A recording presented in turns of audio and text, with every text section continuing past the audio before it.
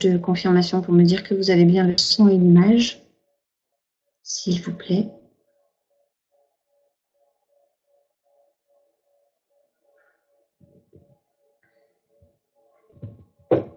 Bon. Donc, je vais commencer. Donc, je vais vous présenter la solution de suivi des usagers pour le secteur social et médico-social qu'on a intitulé Dirgami. Donc, le plan de ce webinaire de ce jour est axé, donc, dans un premier temps, je vais vous présenter rapidement la société et l'intervenante, c'est-à-dire moi-même, la naissance de ce logiciel Dirgami et plus particulièrement aujourd'hui de Dirgami.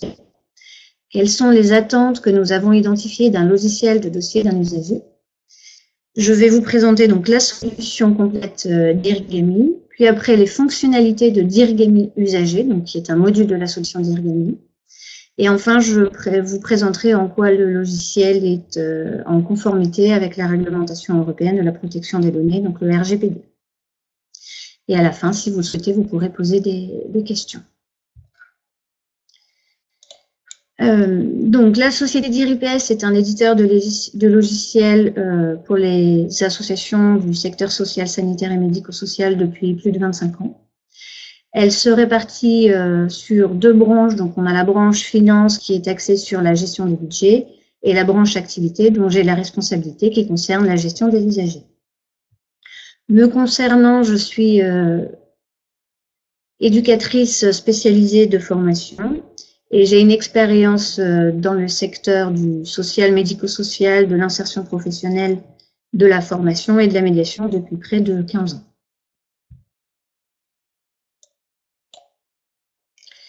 Donc, la naissance de Dirgami. Donc, je vous entends très mal, c'est très saccadé. Mince.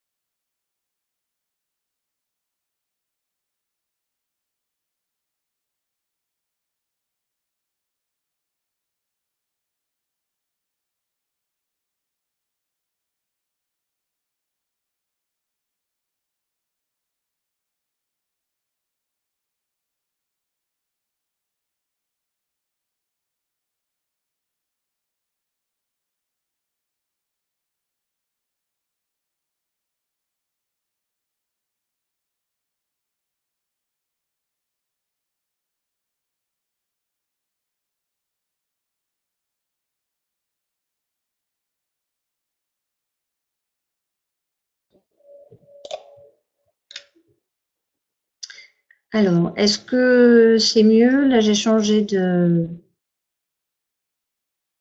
connexion. Donc, je reprends, vous me direz si vous entendez toujours de façon saccadée. J'espère pas.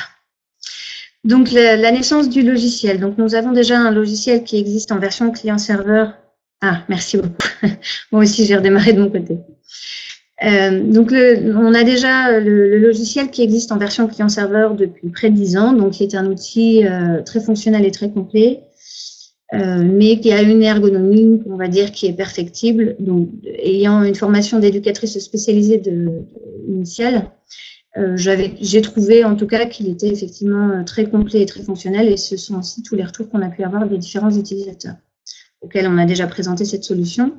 Sauf que l'ergonomie peut être à revoir. Donc, on a eu la volonté de développer ce logiciel en version full web avec les mêmes fonctionnalités, voire même plus. L'idée, c'est que la solution soit intuitive, paramétrable entièrement par le besoin et qu'elle puisse avoir un design qui soit agréable aux différents utilisateurs. Donc, on a fait une première approche de la gamme Dirgami via le logiciel de facturation qui s'appelle Dirfacturation. On a renommé en Dirgami Facturation. Et aujourd'hui, donc, je suis ravie de vous présenter la première version de la partie Dirgami usager. Donc, quelles sont les attentes que nous avons pu identifier d'un logiciel de gestion d'usagers? Donc, c'est d'avoir un logiciel qui soit sécurisé et conforme à la réglementation française et européenne, qu'il soit respectueux des droits des usagers, qu'il soit simple, intuitif et accessible à tous, de l'éducateur au chef de service au directeur, qu'il soit paramétrable, personnalisable par vos besoins en toute autonomie, que vous puissiez bénéficier d'un dossier administratif le plus complet possible et si ce n'est pas le cas, de pouvoir le compléter avec des éléments qu'on a mis à disposition via ce qu'on appelle les champs complémentaires et qu'il puisse bien évidemment prendre en compte le parcours de l'usager via la notion de passage d'un établissement à un autre. La gamme qu'on vous propose aujourd'hui, donc on l'a voulu complète et modulable. Donc, il y a différents modules qui sont Dirgami usager, donc il y a la gestion des dossiers des usagers, qui peut être couplé à Dirgami facturation, donc la faction de l'usager, qui peut également être couplé à Dirgami ressources, qui est donc la participation aux frais d'hébergement des usagers, ou plus particulièrement des résidents, et auquel on peut ajouter un module IPS Trans, qui est la télétransmission aux caisses primaires d'assurance maladie ou organismes complémentaires. Donc, sur la partie de droite, on voit que là, le logiciel est tout intégré. Donc, on a la partie dossier usager, facturation et ressources. Le design. Donc, on a mis un accent particulier sur le design. Donc, on a travaillé l'ergonomie. Donc, comme je vous le disais, en essayant de faire en sorte que le logiciel soit le plus intuitif possible, qu'il soit adapté à différentes formes d'écran, que ce soit un ordinateur, une tablette ou un téléphone, et n'avoir qu'une seule page de connexion pour toute la solution Dirgami. Les fonctionnalités de Dirgami usager, donc la première version que je vous propose aujourd'hui, c'est de pouvoir établir vos rapports d'activité. Donc ça passe notamment par la notion de tableau de bord qui est personnalisable par chaque utilisateur et par l'export de données dont je vais vous parler tout à l'heure. De pouvoir gérer vos utilisateurs, donc la notion des droits des utilisateurs, donc être en toute autonomie pour pouvoir faire cette gestion-là. D'avoir d'un point de vue usager un dossier administratif donc qui soit le plus complet possible, avec une gestion électronique des documents dans lesquels vous pourrez intégrer tous vos documents que vous avez concernant vos usagers aujourd'hui. De pouvoir avoir un calendrier des présences et des absences corrélées à un calendrier d'ouverture de la section et de permettre à l'usager de pouvoir se connecter par lui-même pour accéder à son dossier en fonction des droits que vous lui accorderez. Et bien évidemment, d'avoir le côté compliant du RGPD, donc d'être conforme avec la réglementation européenne sur la protection des données. Sur la gauche, on voit donc usager, assuré, habitat, membre de la famille intervenant, parcours professionnel, parcours scolaire, visite médicale, juridique, donc ça touche aux notifications, la dimension séjour, le calendrier des usagers et les champs complémentaires. Donc ce sont tous les éléments qu'on peut avoir dans le dossier administratif de l'usager. Tout à l'heure, je vous disais donc qu'on pouvait avoir un tableau de bord individualisé, donc ça c'est notamment pour les rapports d'activité, donc qui est paramétrable par chaque personne. Après, vous avez aussi, à chaque fois, vous allez avoir une liste, vous aurez la possibilité d'éditer cette liste en Excel, en PDF ou juste de faire une capture d'écran, je vous montrerai juste après. Vous avez aussi la possibilité, via les éditions, de pouvoir éditer certains types de modèles d'état qu'on a déjà nous préétablis. Ça va être des factures, ça va être des bordereaux, ça peut être des bulletins de sortie, etc. Et après, on peut aussi paramétrer des modèles selon vos besoins. Donc, ça peut être fait au moment de la phase d'analyse. Et puis, bien évidemment, comme je vous le disais que c'était lié à la facturation, on peut faire aussi le basculement en comptabilité. Donc, on a déjà différents partenaires qui sont Sage, Talentia, CJ Alpha, CJ, Berger Levrault, EBP. Et au niveau des différents états qu'on peut avoir à disposition, donc on peut avoir le CERFA à la SAM. Ici, on a un modèle de facture frais de séjour. En bas à gauche, on va avoir le calendrier des présences et des absences avec un jeu de couleurs qui correspond aux motifs que vous pouvez définir concernant les motifs de présence ou les motifs d'absence. Et à chaque fois, en bout de colonne, on aura le compteur qui dit combien de temps la personne a été absente pour quel motif. Et puis après, on pourra avoir une synthèse pour la section, pour l'établissement, etc. Il y a différentes formes de synthèse. En bas à droite, vous avez la possibilité aussi d'avoir les listes. Donc là, c'est la liste d'usagers. Je vous montrerai en détail, on va aller dans le logiciel juste après, avec des noms de colonnes qui correspondent aux colonnes qu'on peut avoir dans le logiciel. Donc on peut avoir ce format-là, et sachant que toutes les listes peuvent être imprimables, éditables en format Excel, en format PDF, soit en impression directe, soit on copie-colle le tableau que vous pouvez aller coller directement après dans votre document Excel ou Word, selon vos besoins. Donc, on n'est pas obligé d'aller dans l'édition pour pouvoir avoir le calendrier des présences et des absences. On a donc la partie calendrier de l'usager qui nous permet de visualiser rapidement les présences et les absences des usagers et de compléter l'information. On va renseigner la section, le motif, le ou les usagers qui vont être concernés, sur la période qui va nous intéresser. Donc, on va avoir l'année avec le mois, on va sélectionner. Et après, il va suffire de cocher dans la case, en fonction de l'usager et donc de la journée, le motif concerné. Une fois qu'on aura enregistré, automatiquement sur la droite, il va y avoir la mise à jour du compteur en disant il y a tant de jours d'absence, il y a tant de jours de présence. Et si vous avez mis des motifs spécifiques, on verra qu'il y a tant de jours d'absence pour le motif un tel et tant de jours de présence pour le motif un tel. Dans le dossier de l'usager, vous avez toute la partie qui va concerner la gestion documentaire. Donc, sur la partie de gauche, vous avez la possibilité de paramétrer les noms des pochettes de votre gestion documentaire. Donc, moi, par ici, par défaut, je vais avoir le dossier administratif, le dossier judiciaire, le dossier santé, le dossier technique. Vous pourriez en avoir d'autres, plus ou moins en fonction de vos besoins. Et dans chacun des dossiers, vous allez pouvoir intégrer des documents, que ce soit des images, des PDF, des documents Word, des documents Excel. Et quand vous cliquerez sur le document, vous pourrez visualiser en direct le document. Vous aurez la possibilité d'aller charger d'autres documents pour les intégrer dans la Z. Donc, si vous avez scanné des documents de votre dossier d'un usager, du coup, vous pourrez les intégrer aussi via la partie chargée. Et si besoin, vous pourrez aller créer d'autres dossiers pour le dossier de l'usager qui est en cours. L'idée, c'est de pouvoir personnaliser le plus possible votre logiciel en fonction de vos besoins. Le RGPD, j'en ai parlé, mais je n'ai pas dit comment ça se manifestait dans le logiciel.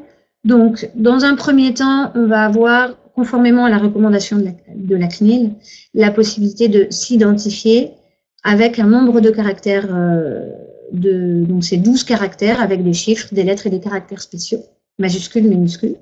Donc il y a cette première partie-là. Après, quand on sera dans le dossier d'un usager, on a la possibilité de masquer des données qui ne vous sont pas nécessaires. Ça veut dire que le RGPD dit « je ne stocke que ce dont j'ai besoin et je justifie ce que j'ai stocké ». Donc vous n'avez pas besoin de stocker certaines données. Donc, du coup, vous pourrez les masquer via un petit module qui est assez simple à utiliser, je pense, qui vous permettra de dire « je n'ai pas besoin de cette information, je la masque ». Si par la suite j'en ai besoin, je pourrai la faire réapparaître, bien évidemment. Sur le même principe et au même endroit, vous avez la possibilité d'archiver et de supprimer des données via ce qu'on appelle des éléments déclencheurs. Donc, ces événements déclencheurs, ça peut être par exemple la date de sortie de fin de séjour de l'usager. Donc, par exemple, je peux dire que ma donnée va être archivée à 2 ans, pendant 2 ans à compter de la date de fin de séjour de mon usager. Et automatiquement, après 2 ans, cette donnée va être supprimée. Comment ça va se manifester dans le logiciel? Donc, l'archivage, ça veut dire que vous pourrez encore consulter l'information sans pouvoir la modifier. Et la suppression, ça veut dire que dans la fiche de l'usager, la case sera vide avec un petit logo qui dira que l'information a bien été supprimée. Et dans la base de données, l'information sera également supprimée. Ce ne sera pas possible de récupérer cette information. Après, vous avez la notion de traçabilité des actions. Ça veut dire qui a fait quoi quand. Donc, dans la fiche de l'usager, par exemple, ou dans n'importe quelle autre fiche du logiciel, vous pourrez savoir que tel professionnel, tel jour, telle heure, a fait telle action de modification, de création ou de suppression dans la fiche concernée. Un autre point important, c'est le cryptage des données. Donc, qui va s'estimer à deux endroits. Un, le chemin d'accès. Donc, dans l'URL, vous verrez, il y a toute une histoire de codification qui permet de bloquer ce chemin. Et dans la base de données aussi, les données sont bien évidemment cryptées. Après, un point important, c'est que l'usager peut accéder lui-même à son dossier. Et donc, conformément à la réglementation européenne, l'usager peut également aussi extraire ses données. Donc, on a la portabilité des données. Donc, c'est notamment, ça se matérialise par un document PDF que l'usager pourra récupérer. Et quand l'usager ira dans son propre dossier, il n'aura pas la possibilité de modifier les informations. Par contre, il pourra les consulter. Donc après, à chaque structure de mettre en place un protocole pour dire je veux que l'usager puisse consulter ces informations en étant accompagné d'un professionnel adapté. Pour bien évidemment ne pas mettre plus en difficulté la personne que vous accompagnez. Voilà pour la partie RGPD, j'espère que c'est suffisamment clair. En synthèse, le logiciel, on l'a voulu tout en un, donc avec la partie usager et la partie facturation, modulable. Vous ne prenez que ce dont vous avez besoin, conforme à la réglementation et à la loi, le plus ergonomique possible, le plus personnalisable possible pour que vous puissiez travailler en toute autonomie et adapté à vos besoins et à l'évolution de vos besoins. Vous avez besoin de ça aujourd'hui, vous le prenez. Demain, vous n'en avez plus besoin, vous le masquez. Après-demain, vous avez besoin de telle chose, vous pourrez l'ajouter. Voilà, je vais essayer de vous partager mon écran pour pouvoir vous montrer ce que ça donne en direct dans le logiciel.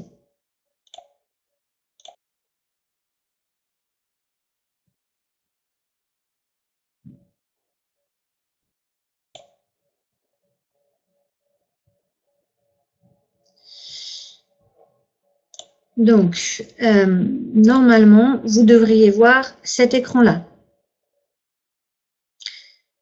Donc, cet écran, c'est ma page unique de connexion à tous mes logiciels, notamment ceux de la branche de la gamme d'Irigami, usager facturation. Donc, chaque personne va mettre un identifiant et un mot de passe qui lui sont propres, donc conformément à la réglementation de la CNIL dont je parlais tout à l'heure.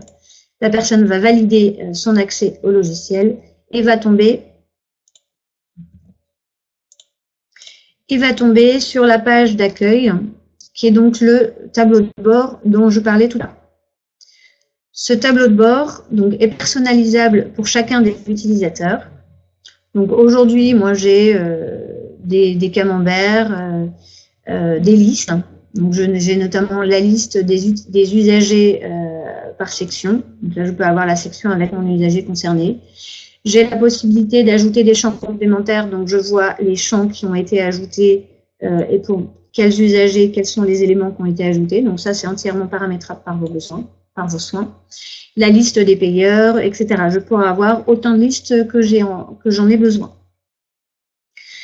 Donc je vous disais tout à l'heure, j'ai tout un menu qui va reprendre la partie dossier usager, facturation et ressources. Donc, la partie administration va reprendre la gestion des droits des utilisateurs.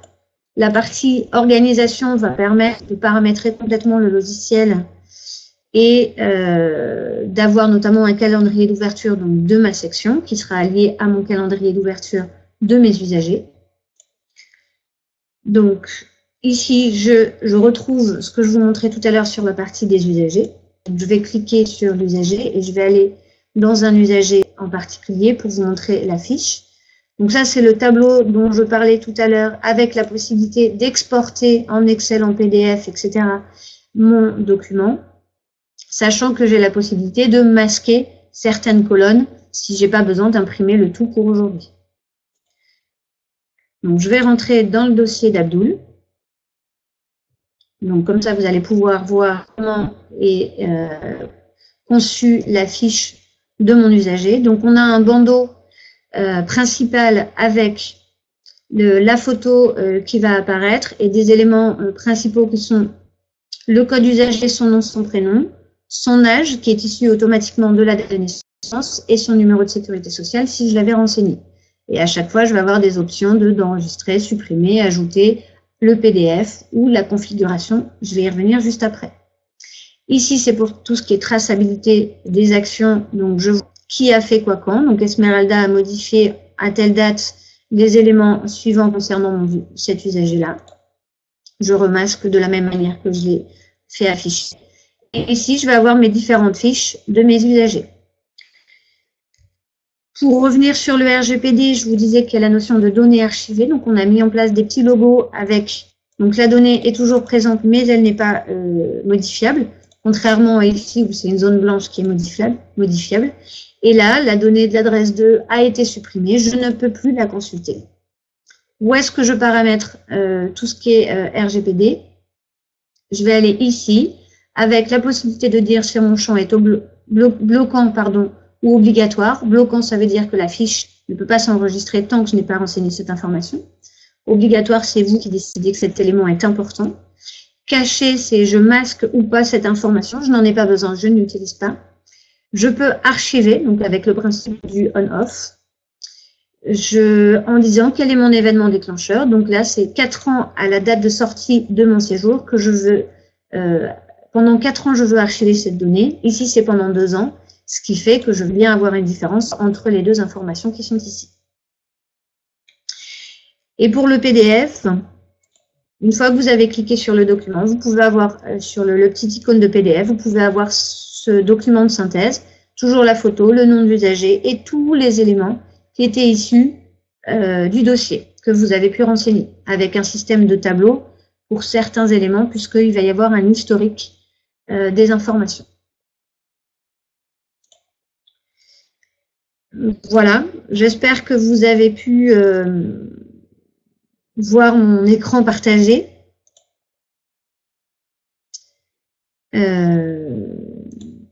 Je ne sais pas si vous avez des questions. De mon côté, j'ai terminé ma présentation. Merci. Merci à tous. Donc, je reste à votre disposition si vous avez des questions.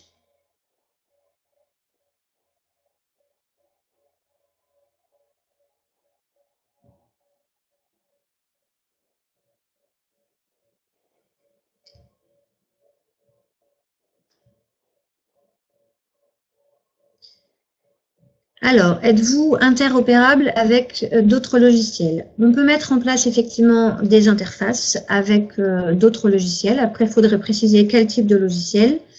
Et il y a la possibilité d'exporter des données via un format Excel ou de récupérer vos données, toujours via un format Excel qu'on peut injecter après dans notre base de données. Concernant la facturation, pouvez-vous nous en dire plus? Oui, alors donc on a la partie module facturation, donc, dans laquelle on peut mixer, reprendre les éléments du dossier des usagers et on pourra, un usager fait partie d'un établissement qui est lié à une section. Donc mon usager va avoir un séjour dans une ou plusieurs sections. Il va avoir une prise en charge dans une ou plusieurs sections. Cette prise en charge va être liée à un organisme payeur, va avoir une rubrique avec un tarif. Et en fonction de ces éléments et de mon calendrier des présences et des absences, du coup, je vais pouvoir facturer derrière. Et donc, il y aura différents modèles d'état qu'on peut mettre à votre disposition, que ce soit des factures individuelles ou alors des bordereaux. À la CPM, au département. Et pour la CPM, on a la notion de télétransmission.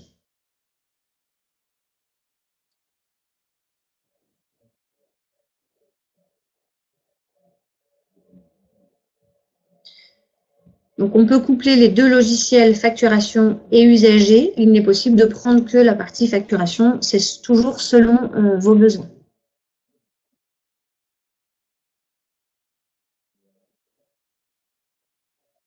Est-ce que vous avez d'autres questions? Alors, il est effectivement possible de gérer plusieurs prises en charge, donc avec différents payeurs. Une prise en charge égale un payeur. Vous pouvez avoir 2, 3, 4 prises en charge pour un même usager avec différents payeurs. Et donc, du coup, la facture s'ajustera en conséquence, sachant qu'il peut y avoir un payeur de type département, par exemple, et un payeur de type usager lui-même. Donc, on aura deux factures, une pour le département, une pour l'usager. Autant de factures qu'il y aura de payeurs pour un même usager dans la période concernée.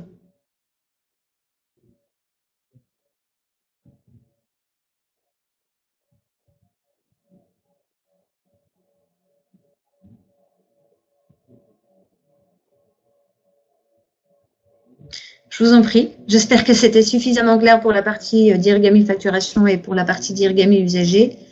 Après, si vous avez besoin de compléments d'information, n'hésitez pas à revenir vers le service commercial pour qu'il puisse vous faire une démonstration plus complète du produit.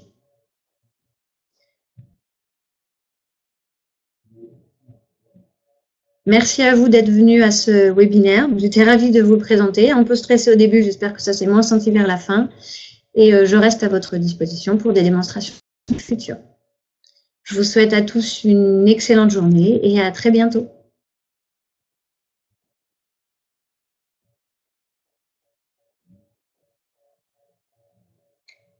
Merci. Au revoir.